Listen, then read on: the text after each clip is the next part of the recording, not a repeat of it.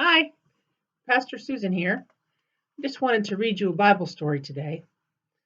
Um, this comes from the book of Ruth, chapters 1 and most of chapter 2. It'll be a little bit long, but take a deep breath and relax.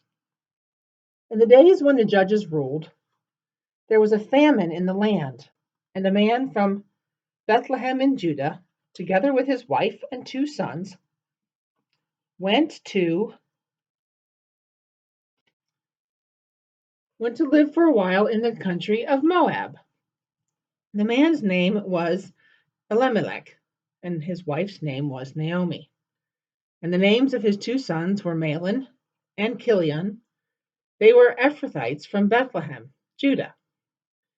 And they went to Moab and lived there. Now Elimelech, Naomi's husband, died, and she was left with her 2 sons. They married Moabite women, one named Orpah and the other Ruth.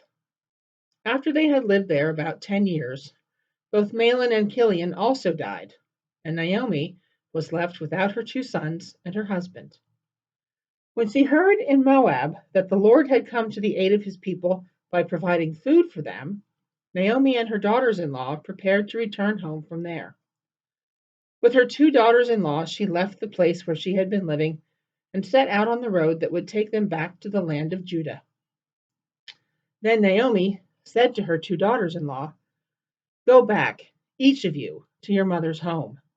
May the Lord show kindness to you, as you have shown to your dead, as you have shown to your dead and to me.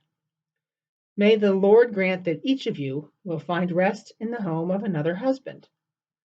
Then she kissed them, and they wept aloud and said to her, "We will go back with you to your people." But Naomi said, "Return home, my daughters. Why would you come with me? Am I going to have any more sons who could become your husbands?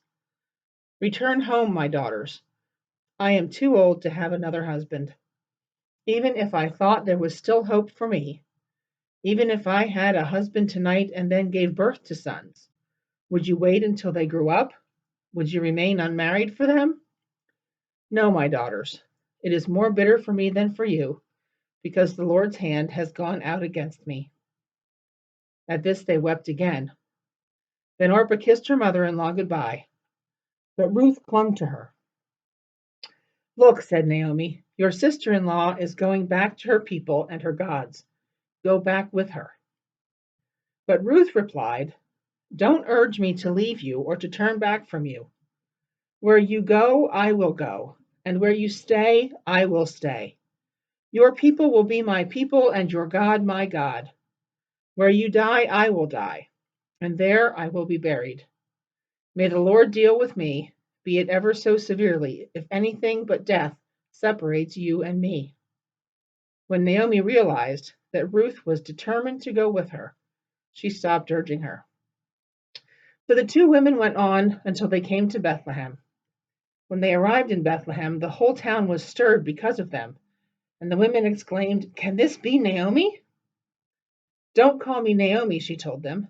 "Call me Mara, because the Almighty has made my life very bitter. I went away full, but the Lord has brought me back empty. Why call me Naomi? The Lord has afflicted me. The Almighty has brought misfortune upon me." So Naomi returned from Moab, accompanied by Ruth the Moabitess, her daughter-in-law, arriving in Bethlehem as the barley harvest was beginning.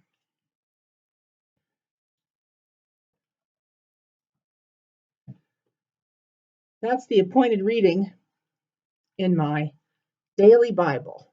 I have this Bible I want to show you. It's the 1-year chronological Bible, and that is one of the readings for today. And I thought it was important to share it with you because truly, Ruth shows an utter wild love. And this is the week that we hear about love. We'll hear about love because Jesus gives his commandment to his disciples on Thursday evening when we celebrate Maundy Thursday out of John chapter 13. And on Good Friday, the crucifixion of Christ is all about his love for the world. So I just wanted to give you this story today and have you think about what it meant for Ruth to cling tightly to her mother in law. That's a solid relationship.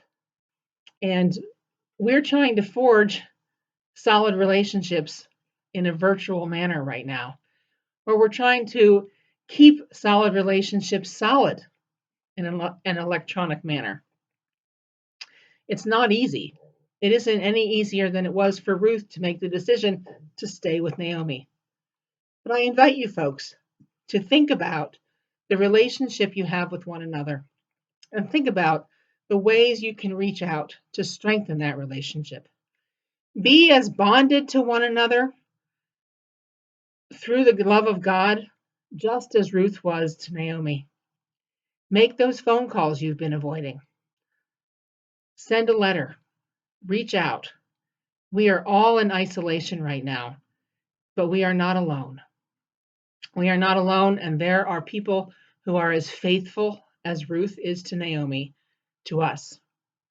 We need to be a little bit of Ruth, and we need to be a little bit of Naomi, because we need to learn to give love completely selflessly with a total bond. And we need to be able to receive that love in the same way. It's critical right now. It's critical because we could feel awfully lonely. But listen this week to the lessons about love and display some, feel some. Own in your heart that you are loved by many people, but also most exceptionally by our Lord. Have a blessed day.